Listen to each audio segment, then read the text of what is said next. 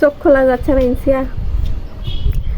আসসালামু আলাইকুম সবাইকে, আশা করি আপনারা সবাই ভালো আছেন। আমি এখানে ছাদের উপর বসে আছি, মেয়েকে নিয়ে ছাদে আসছি। ওই যে দেখেন, হ্যাঁ, বাসার ভিতরে থাকতে ওকে বোর লাগতেছিল, তাই ভাবলাম একটু ছাদ থেকে ঘুরিয়ে নিয়ে আসি।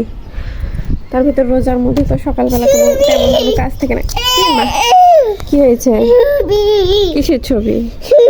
কিসের ছবি? কিসের ছবি? না, তোমার ফোন নিয়ে এসেছো তুমি? তুমি তো বেবি। আল্লাহ, এগুলো কি করেছো তুমি? কালার করেছো?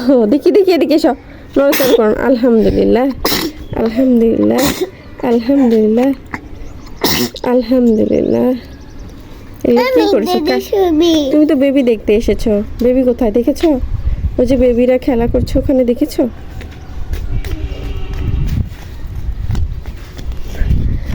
এই রোজার মাসে সকালবেলা তো তেমন কোনো কাজ থাকে না, তাই ভাবলাম ওকে ছাদ থেকে ঘুরে নিয়ে যাই। বাসার মোটামুটি পরিষ্কারের কাজ সেরে ফেলছি, রান্নার কাজ বাকি আছে। গোসলের পর সেটা শুরু করব, নামাজ পড়ে তারপরে। দুষ্টু করো না মা, বাসা আলি আন্টি পিটন দিবে তো।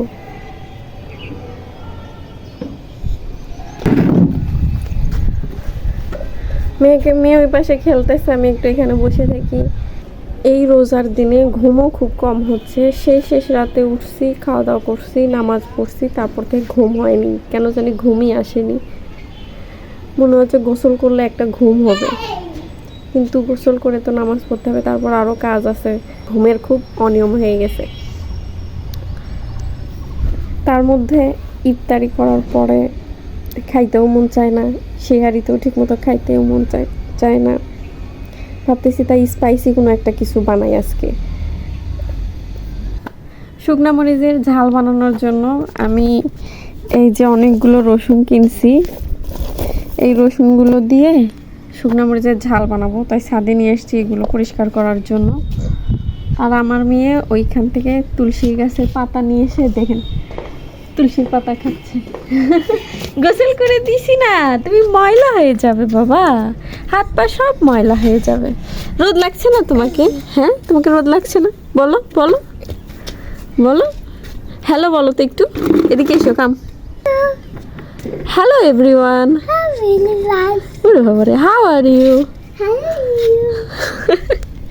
এখনো প্রপার কথা বলা শেখে নাই, তবে আস্তে আস্তে আধো আধো কথা বলে। তো রোদও অনেক পড়ে গেছে, এটা আমার ঝটপটে এটা পরিষ্কার করতে হবে। জানি না তো ছোট ছোট জিনিস আমি কিভাবে পরিষ্কার করব, কত সময় লাগবে, বিরক্তও লাগতেছে। দেখেন আমার মেয়ের কাজ দেখেন, গোসল করায় নিয়ে এসছি, ওই প্যাডিকিউর করতেছে বসে থেকে পানি দিয়ে। গুলো ছিলে ফেলছি, প্রায় অনেকখানি ছিলে ফেলছি, আর ছিলতে ভালো লাগতেছে না। এখন নিচে চলে যাব, মরিচের আজকে আমি ঝাল বানাবো, লাল মরিচের ঝাল। ইনসিয়া দুষ্টু করো না মা, চলো নিচে যাই। ইনসিয়া চলো মা, নিচে চলো, চলো প্লিজ। হ্যাঁ, কি হয়েছে? হ্যাঁ, পানি আসছে। শতাব্দী কোথায় মা? হ্যাঁ, চলো বাসায় চলো। কেন বাসায় যাবে? এদিকে তাকাও, চলো মা বাসায় চলো। ও এখানে পানি দিয়ে খেলা পাইছে, বাসায় আর যাইতে চাচ্ছে না। গোসল করাই দিছি মা, জামাগুলোও ভিজে ফেললে।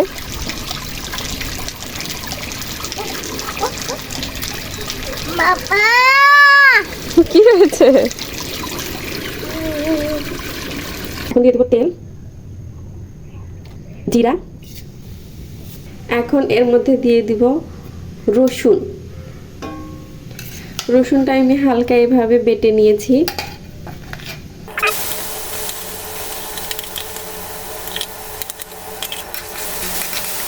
রসুন হিসাবে তেলটা একটু কম লাগতেছে, আমি এর মধ্যে আর একটু তেল দিয়ে দেবো। এইটা একটু হালকা লাল লাল হওয়া পর্যন্ত ভালোভাবে এটা ভেজে নিতে হবে। তারপর এর মধ্যে দিয়ে দেব এই লাল মরিচের বাটা, এটা পাকা লাল মরিচ আছে, আমি একটু সামান্য লবণ দিয়ে সেদ্ধ করে হালকা সেদ্ধ করে নিয়ে ওটা ব্লেন্ডারে বেটে রেখেছি, এটা এর মধ্যে দিয়ে দেবো। এটা আগে ভালোভাবে ভাজা ভাজা হয়ে যাবে। আমি এর মধ্যে কোনো প্রিজারভেটিভ ইউজ করব না, এটা এমনিতেই 6 মাসের বেশি টিকবে, একদম ভালো থাকবে। কারণ এটা আমরা পুরোপুরি এই রসুনগুলোর পুরো পানি শুকায় যাওয়া পর্যন্ত এটা রান্না করব। রসুন আমার প্রায় সেদ্ধ হওয়ার মধ্যে এখন লাল মরিচ পেস্টটা দিয়ে দিব, ভালোভাবে মিক্স করতে হবে।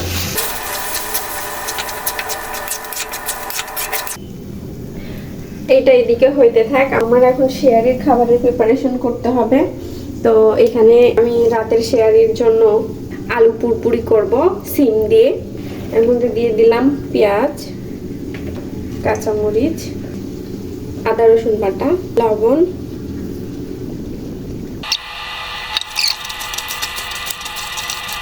দিয়ে দেবো সিম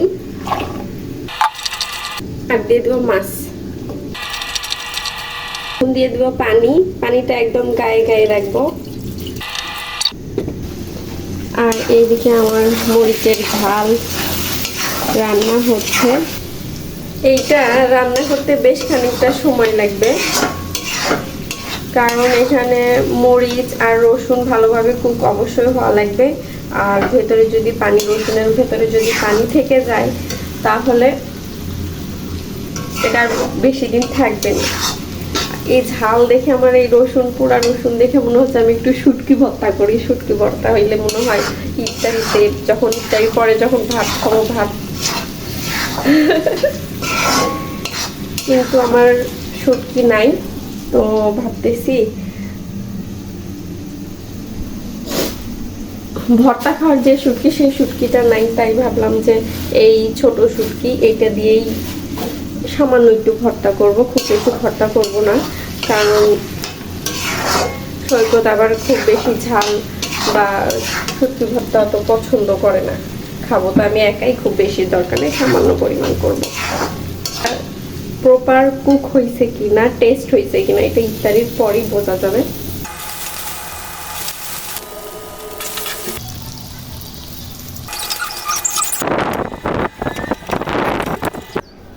দুঃখিত ভিডিওর মাঝখানে ভিডিওটা দেয়া লাগতেছে, কারণ ওই দিনের ভিডিওতে আমি এন্ডিং নিয়ে নিছিলাম, তো এটা পরের দিনের ভিডিও।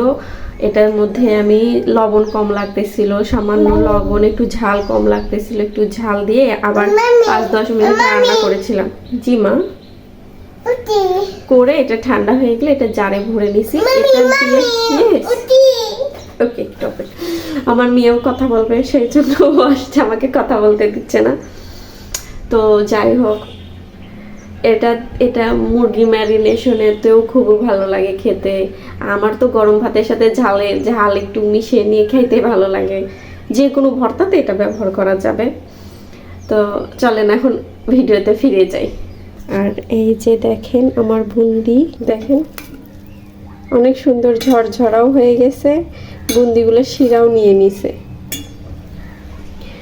এই বুন্দি বানানোটা আমার প্রায় অনেক দিন পরে হয়েছে। প্রথম আমি গত রোজা বানাইছিলাম, তো গত রোজারগুলো ওইভাবে পারফেক্টলি হয়নি, এই রোজারগুলো একটু পারফেক্টলি কুক হয়ে গেছে।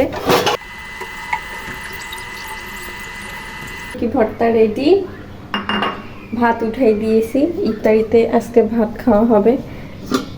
ইফতারিও মোটামুটি রেডি হয়ে গেছে, সৈকত যদি খাইতে চায় খাওয়াবো। এখন নামাজ পড়তে হবে, নামাজের সময়। আর আমার মেয়ে উঠতে উঠতে আর উঠতেছে না, যে ঘুমে তার চোখই খুলতেছে না। ইনসিয়া বাবা উঠো উঠো, কিছুক্ষণ পরে ইফতারি হবে তো। ওরে বাবারে, ওরে বাবারে, ওঠো মামা, ও মামা বাকি ওঠো, আমার লক্ষ্মী সোনা ওঠো। যাই হোক, আমি এখন নামাজ পড়বো, একটু ইবাদত করব। আশা করি আপনাদের সবার রোজা ভালো যাচ্ছে।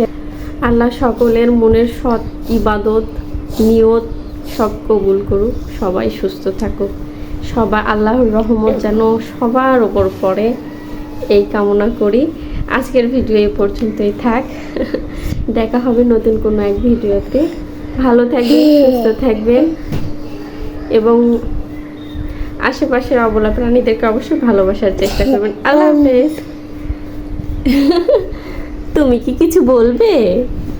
হ্যাঁ মা, ওর বাবারে, তুমি কিছু বলবে? বলো বলো। আল্লাহ হাফেজ। আল্লাহ হাফেজ। ওরে লক্ষ্মী শোনা, মাশাআল্লাহ কি সুন্দর করে বলে, তাই না? সবাই আমার ময়না পাখির জন্য দোয়া করবেন, তাই না বাবা?